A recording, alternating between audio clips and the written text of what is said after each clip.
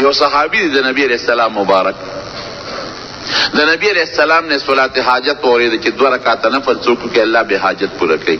کور ته راغی، بیبي ته وی ډوډۍ راوړه، بیبي ورته وی ډوډۍ خو نشته، تا څه راوړي؟ لاړ او د حضور پاک د وینا مطابق په جمعات کې 2 رکعاته صلات حاجت وکړو. کور ته راغی، بیبي ته وی څه شته؟ او تا سره لیږلي دي تشتور کور ته راشه او څه شته؟ څه دي؟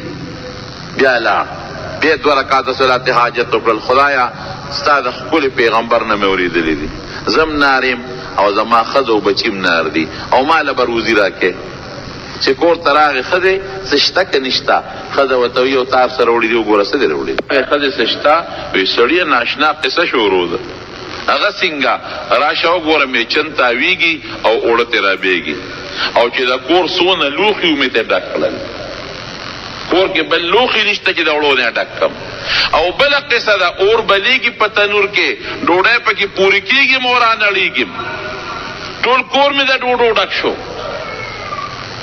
دا د هغه 2 رکعاتو صلات حاجت برکت، د هغه یقین جوړو چې دې کې دا کمال شته.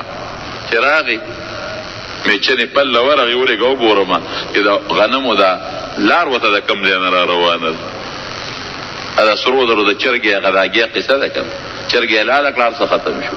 زه ګورم چې دا دانې د کومې را روانې دي، خو چې پله یې ګوتې یوړې جران میچن ودرېده. لاړ حضور پاک مبارک لا نبی علیہ السلام ته قصه وکړه، صاحب دا چلو. نبی علیہ السلام فرمایي ګوره ستا په هغه 2 رکعاتو یقین برابر و، او بیا چې میچنې پله دې ګوتې یوړې نو هغه یقین دې بل خوا لاړ. چې ګورم چې د کوم ځای نه غنم را روان دي، وایي زما د قسم په هغه ذات چې زما ستا د هغه په اختیار کې ده، که د میچنې د پله د ګوتې نه وي وړې تر قیامته پورې به دا پل ګرځېده، اوړه به یې راغورځول او تنور به ډوډۍ درکولې. دا حقیقت دی. سورہ یاسین عام مسلمانانو ته بیادي. نبی کریم صلی الله علیه وسلم فرمائی چې څوک د سورہ یاسین تلاوت کوي الله بدل د قرآن شریف د 10 ختم ثواب ورکی. 10 ځله چې قرآن شریف ختم کړي دا برکت دی. او چې څوک سحر وختي د سورہ یاسین تلاوت کوي نو پروردگار به د دروازې حاجتونه پوره کړي. الکه غریب ما او فقیر پیسې نشته، ډوډۍ نشته. حضور پاک وی صورت واقعه چې کم دی لوستل کېږي او کم خلک یې لولي پروردگار به فقر او فاقه ختمه کړي. د قبر د عذاب نه یریږم او د قبر د تیرو نه یریږم. نبی کریم صلی الله علیه وسلم فرمائی تبارک الذی تلاوت کوا چې څوک د سورہ ملک تبارک الذی تلاوت کوي پروردگار به د قبر د عذاب نه ساتي. الکه ما ته قرآن یاد نری، سورہ اخلاص قل هو الله احد خو ټولو ته یاد دی کنه، موږ کې ټول لولو. حضور پاک فرمایي چې څوک 3 کرته اولولي الله به د قرآن شریف د پوره ختم ثواب ورکي، او چې څوک 10 کرته اولولي پروردگار بوله په جنت کې یو بلډینګ یو محل جوړ کړي. حضرت عمر فاروق نبی علیہ السلام ته وی دا الله رسول اوس خو بلان لډیر محلونه جوړ کو، لکه په 10 کرته محل جوړیږي، ډیر به جوړ کو. نبی علیہ السلام مبارک او فرمایل عمره ته دومره ډیر نشي ویلي لکه څومره چې خدای سره بلډینګونه او محلونه شته. او چې یو سړی 200 کرته اولولي سورہ اخلاص 200 کرته لوستل څه دونه ګرانه خبرم نه ده، ډیر زر لوستل کېږي. حاضر مسلمانان لکه لازم کې چې 200 کرته به ان شاء الله لولې کې ساسو فائدہ ده ورکه. بسم الله سره 200 کرته اولولې ها دا چې څومره راته ناس چې په عمل وکړي چې 200 کرته څوک سورہ اخلاص قل هو سورت اولولي حضور پاک فرمایي د 50 کالو ګناه ورته الله معاف کړي. دا د سورہ اخلاص برکت. سورہ فاتحه چې دا مونږه مانځ کې لولو حضور پاک فرمایي چې دا څوک اولولي او بزانی چوف کی او یا په اوبوی چوف کی او هغه اوبوس کی پروردگار به د بیماری نه شفا نصیب کی، الله به جوړ کی. آیت الکرسی چې د شپې یو انسان لولي، د آیت الکرسی ډیر فضیلتونه دي. یو فضیلت ادا دی چې پروردگار به دې د شیطانانو او د پیریانو د ضرر نه محفوظ کی. د شپې دا پیریان خورېږي او دا شیطانان بعضې بیماری ګوره د شیطان د چوکې د وجې نه پیدا کېږي. ډېرې بیماری داسې دي شیطان په انسان کې څه اثر وکړي، زخم کې ولا څه څښاپ وکړي ووایي او یا څه بل څه اثر وکړي، د هغې نه دا کینسر او دا خطرناکې بیماری پیدا کېږي. آیت الکرسی چې ماسخوتن ته تلاوت کې د شیطان او د پیریانو نه به د الله محفوظ ساتي. او بل حدیث کې پاک کې راځي چې آیت الکرسی څوک اولولي د ده او د ده د ګاونډیانو د کورونو به رب العالمین حفاظت کوي. وی اکثرو سره د الله مددي. نو که د دې اکثرو ریټ ټیک ده او که غلطه ده خو چې د قرآن و سنت مخالف نی ګورئ، د قرآن و سنت مخالف د هیڅ چارې له اعتبار نشته. نو چې اکثریت یو فیصله وکړي او د قرآن و سنت مخالف نی، الله به ورسره مدد کوي، په هغې فیصله پکار ده. نو وی ته خپله رای پیش کا، که تا سره اکثریت ودرېده نو ستا په رای به عمل وکړو. وی ښه ده الله رسوله زما خو رای دا ده چې دا ټول قیدیان وجل پکار ده او داسې به نه وجنو چې د چا پکې خپل رشته دار دی هغه به خپل رشته دار وجني. او وی صاحب لومبی شروع به زه کوم، زما پکې ډېر خوږ ماما دی، زه به دې مړ کړم. د حضرت علي پکې رور دی عقیل، به خپل رور مړ کړي. د ابوبکر صدیق پکې زوی دی، به خپل زوی مړ کړي. او د الله رسول ستا پکې یو تره دی عباس، یو دی پکې زوم دی ابوالعاص، ته به دا خپل زوم او دا تره لالی. ګرانه فیصله وه. وی مونږ الله ته ښایو چې خدای مونږ ستا په لار کې او ستا په رضا کې د ماما نه او د زوم نه او د تره نه او د رور نه ورتېر. حضور پاک صحابو ته د ده رای سره څوک ملګري یې، صرف یو کس وی او زما هم دا رای ده، نور وی نه د الله رسوله داسې نه کوي، جرمانه به ترې والو پرېږدو. نو بیا رسول الله مبارک عمر ته وی عمره فیصله د ډېره زیاته سخته ده، اکثریت ته سره ملګرتیا نه کوي. نو دا قیدیانو نه بیا حضور پاک جرمانې واغېښتې او پرېښودل. نو فوراً قرآن شریف کې آیت نازل شو د فیصلې نه پس.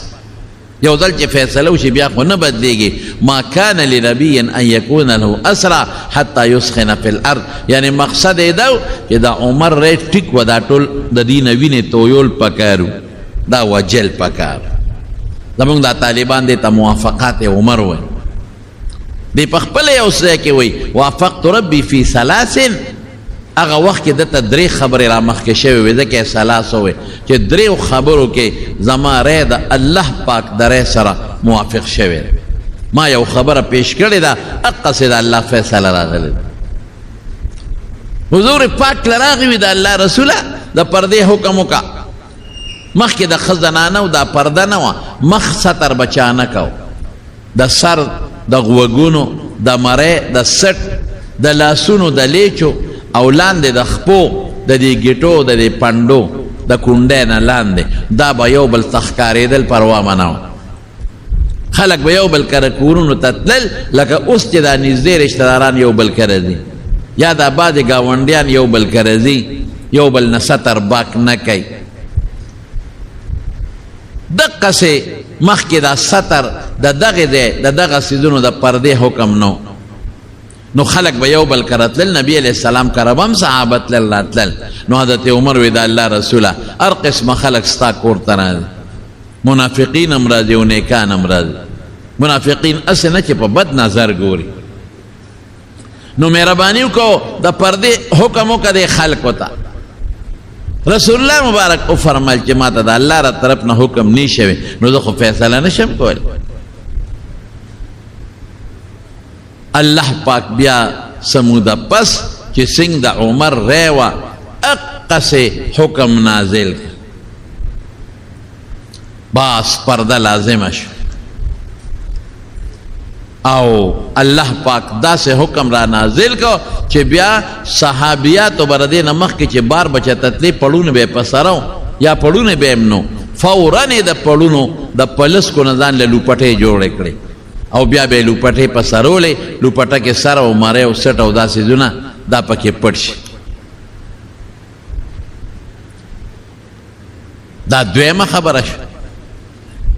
عمره کې رسول الله مبارک ته حضرت عمر وی وی چې مونږ طواف وکړو دې صحابو ته ووایه دا مقام ابراهیم ډېر برکتي ځای دی هلته د ابراهیم علیه السلام هغه کاڼی پروت دی چې هغه بیت الله جوړو او د هغه د خپو د دې ګوتې د بند دومره نښې دي پکې د دواړو خپو نو دې ملګرو ته حکم وکړه چې دلته یو 2 رکعاته نفل کوي عمره زه خو د ځانه نشم کول د الله حکم نشته اقصې لږ ساعت پس جبریل آیت راوړه واتخذوا من مقام ابراهیم مصلی چې مقام ابراهیم سره 2 رکعاته مونځ کوئ دا درایم عبدالله ابن ابی چې کله مردار شو مړ شو د ټولو منافقینو مشر و سردارو عبدالله ابن ابی مونځ به یې کو د حضور پاک سره جهادونو لم تللی دی باقاعده په جهاد کې شرکت کړی دی لئن رجعنا الى المدینة لیخرجن الاعز منها الاذل خو هلته هم د خولې نه ګډې وړې ایستې دي جومات کې به کېناستېده د حضور پاک سره په مشورو کې به ناستو د احد متعلق چې مشوره کېده دا سپېره پکې ناست لیکن دړنې حضور پاک نو منلې اوس هم ډېر خلک داسې وي د ملایانو لاسونه هم ښکلی تقریر ته هم کښېني خبرې ته هم کښېني خو پړه کې د دغه مولا عزت هم نشي برداشت کول دا بس یو فطرت دی دا د منافقت فطرت دی جمعات کې به امام پسې مونځ مو کې 5 وخته امام یې دی مونځ به مرپسې وکړي شاته به پسې خبرې هم کوي هلکه چې دا اهل نه دی او دا ذلیله دی او سپک دی نو بیا دا مونځ ورپسې ولې د دې وجې نه زمونږ فقهاو لیکلي دي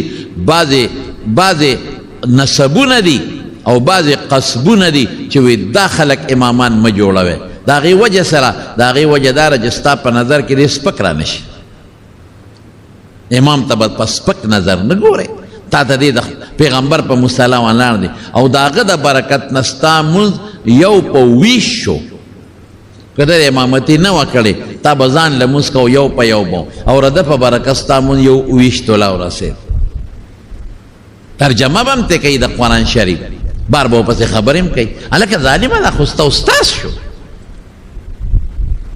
بیان به موري په جنازه کې په روغ او په صلح کې او په جمعه کې نو چې بیان دې واورېده نو خو د دین خبرې دې زده کړې نو استاذ دې شو نو چې استاذ ټول زما شاګردان یې ځکه زه د دین خبرې درته کوم او هغه تاسو اورئ دې ته شاګردي وایي صحابه به هم دقسې د حضور پاک نه د دین خبرې اورېدې او به یې یادولې پیغمبر علیه السلام ته خو بخاري شریف مخکې نه پروت او نه د قرآن شریف تفسیر ورته مخکې پروت و چې د هغې نه به دقسې په منبر به ناستو یا صحابو سره په مجلس کې ناستو او د دین خبرې به یې کولې هغه به صحابو زده کولې د ټولو استاد دی انما بعثت معلما وی زه ستاسو استاد دی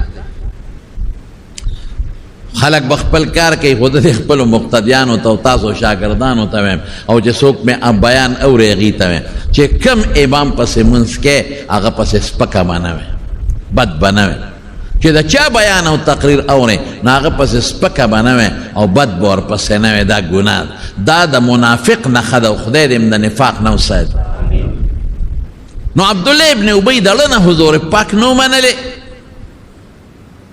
نو چې کله دې مړ کېده نو وصیت یې وکړ خپل زوی ته د زوی نوم یې عبدالله او د هغه وی چې زه مړ شم نو بچې 2 کاره مه کوې یو به د رسول الله مبارک کمیس راوړې او هغه به ما ته اچوې کفن کې خلک دا ناګنډلې کمیس اچوي ماله به دا ګنډلې کمیس د رسول الله مبارک راوړې او ما ته به یې اچوې او بل دا مهرباني وکړه که چې حضور پاک ته راوسته او په مې جنازه وکړه یعنی دونه پیغمبر مانو داغه د برکت کمیس که په دې خدای خلاص کړه خو دړنه د حضور پاک مشري نه ومنل چې کله به مقراله نو د مسلمان خلاف بیا اوټ استعمال کړی دی چې کله مقرا غلی ده نو د مسلمان خلاف بیا د خولې نه ګندونه ایستي چې مړ شو نو زوی راغی نبی علیه السلام له وی د الله رسول زما پلار مړ شو او دا 2 وصیت یې کړي دي زر نبی علیه السلام لاړ او خپل کمیس یې راواغشوې دا واخله او شا به دا ورته واچوه او زه جنازې له درځم چاته تپوس کو وی د الله رسول کمیس ته ولې ورکا وی زما کمیس دله اس فایده نه ورکي مسلمان له برکت فایده ورکوي کافر له نه ورکوي دی کافر دی کافر مړ دی نو زما کمیس هیڅ فایده نه ورکوي خو د ده په ما یو بدل یو احسان و د هغې بدل مې وله خلاص کړ کله چې زما تره عباس د بدر په جنگ کې نیولی شوی نو د هغه کمیس نو هغه د ده قد برابر و د ده کمیس په هغه پوره کېده د بل چا نه پوره کېده نو دی عبدالله ابن ابی زما تره له کمیس عباس ته ورکړی نو ما ولا هغه بدل خلاص کړ نور کافر له زما کمیس هیڅ فایده نه ورکوي دا برکتونه ثابت دي خو د مسلمان له چې کله جنازه تیاره شوه حضور پاک لاړ صحابه هم ورسره لاړ او دا د ډېر لوی قوم خاوند د خزرج قبیلې یو لوی قوم و د هغې مشر دا عبدالله ابن ابی نو ټول قوم یې ولاړ مسلمانان هم لاړل چې حضور پاک لاړ چې کله جنازې ته رسول الله مبارک مخکې شو حضرت عمر راغی او د حضور پاک